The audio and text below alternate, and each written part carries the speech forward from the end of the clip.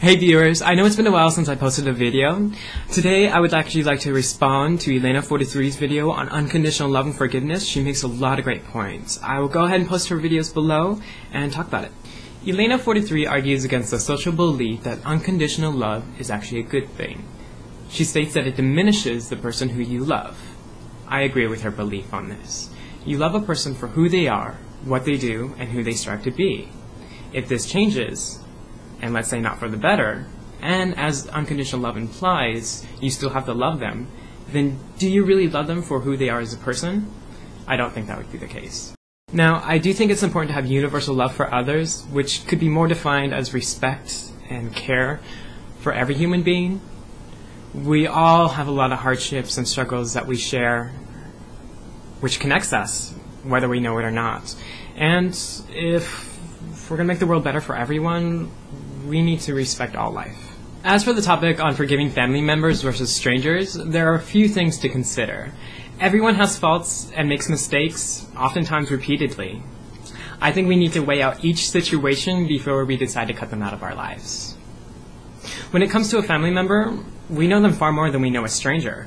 So we have more understanding of why they might act out in certain ways that we don't see with strangers.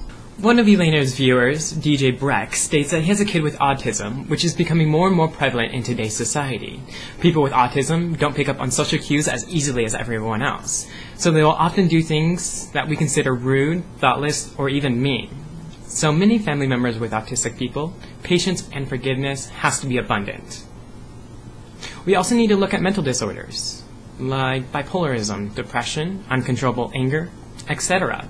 This is something we know about a family member or friend, so we tend to forgive it. People who have gone through a great trauma, such as a car accident, are now in a constant state of pain. Unfortunately, when we as a people are in pain, we tend to lash out at those we care most deeply about, maybe as a way to show that we're in a great deal of pain. However, this doesn't justify anyone's actions, but it does allow us to see where they're coming from and allow more room for mistakes and allow them to actually better themselves, which for a lot of people, especially in these situations, is a lifelong struggle. These conditions aren't really noticeable with strangers, so we wouldn't understand why someone would do something or hurt us in a certain way, so we tend not to forgive that. Another important thing to note is something one of your viewers, Kathy1213, said. We teach people how to treat us. She couldn't have said that better. I think many of us try to push those we love most, maybe because we're afraid that they might leave us, or we want to test their resolve and see if they actually do care about us. I think if we do as Kathy states and stand up for ourselves, then the person will know that this behavior is really hurtful and will not be standard and then stop. A couple of your viewers also wanted to know how you actually cut someone out of your life you love who is actually toxic to yourself and others. To start with, I think you should allow yourself to be angry and hurt. It's important to let your emotions overwhelm and consume you at first. We often deny ourselves the emotional pain, which I think is essential for the healing process. These negative feelings that we get when we are very hurt, we often consider as bad, and then judge ourselves harshly for it. I think everyone has a right to be angry, and to be bitter, and to actually feel the pain that someone else has caused you. It's very important to allow yourself to feel this without judging yourself. Next, I think it's very important to start rationally thinking of what they did, why it was wrong, why it hurts you, as well as why you're not going to tolerate that anymore.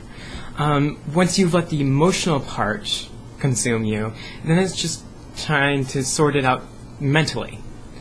It's important to have both aspects. Now, the next step is very important. It's the step of forgiveness. Now, this doesn't mean you forget. Like NLP NVC says in your comment section, when I forgive, I do it to free myself from anger. Forgiveness and letting go of these negative emotions is very important, and as he says, can be very liberating. Once you have forgiven the person, you also need to make a decision to make sure that this doesn't happen to you again. If you don't allow yourself to feel the pain that the person has caused you, that decision won't come easily. Cutting someone you love off from your life becomes a necessity, not a desire. And if you think about how much more positive your life will be without this person, cutting them off will be much easier. Another thing I'd like to talk about is sticking it out. I've worked with autistic children, and I've also worked with someone who's going through deep depression. And it's very difficult emotionally. It's very rough to deal with that abuse, to deal with the pain that they're in or the pain that they're causing you.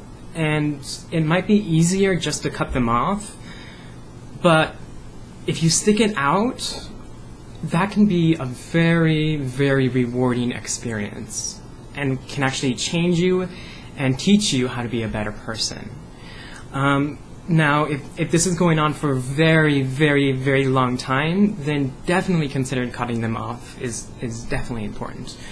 But if it's a situational thing, then I think sticking it out can be a very profound experience. It teaches you a lot about compassion and forgiveness.